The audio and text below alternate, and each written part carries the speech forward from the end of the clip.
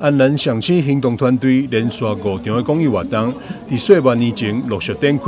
为第一站的新河村地区，到第2站的国安海淀社区，第3站的中州寮保安宫，第4站的土城国小，到最后1站的盐田社区，民众参与踊跃，现场充满年节热闹气氛。市长黄铁也特别到场，甲民众同乐。后礼拜即马就过年啦，吼，所以今日还是2月7号，2月7号，2月14号就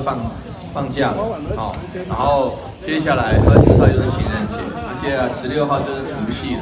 所以期间过就紧嘞。你家市长祝福大家身体健康，万事如意，一马当先，马年行大运。最后一场的新春公益活动，经加码来到新顺社区，甲新顺中心会联合举办公益活动，出力性展现超强社会力，结合社会爱心单位，和安南各地区的民众，拢会当领到总统春联甲福袋。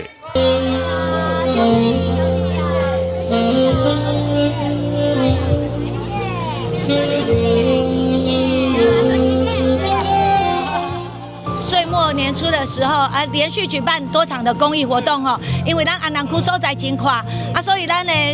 每一个所在距离真远，咱一定爱据点吼，一点一点安尼落去巡回办公益活动。那咱今日这场非常感谢咱新顺长青会，咱的陈慧群会长咱的在地，咱的所长吼黄俊龙所长拢站出来，来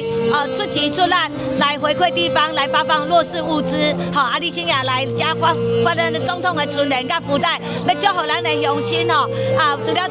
照顾在地，咱嘛希望伫新的一年可以带来更快乐的新希望，大家感觉温暖，大家感觉欢喜，做伙来迎接新的一年。真真欢喜来参加咱新顺长青会这个寒冬送暖的活动，伫遮嘛感谢咱蔡立新议员的团队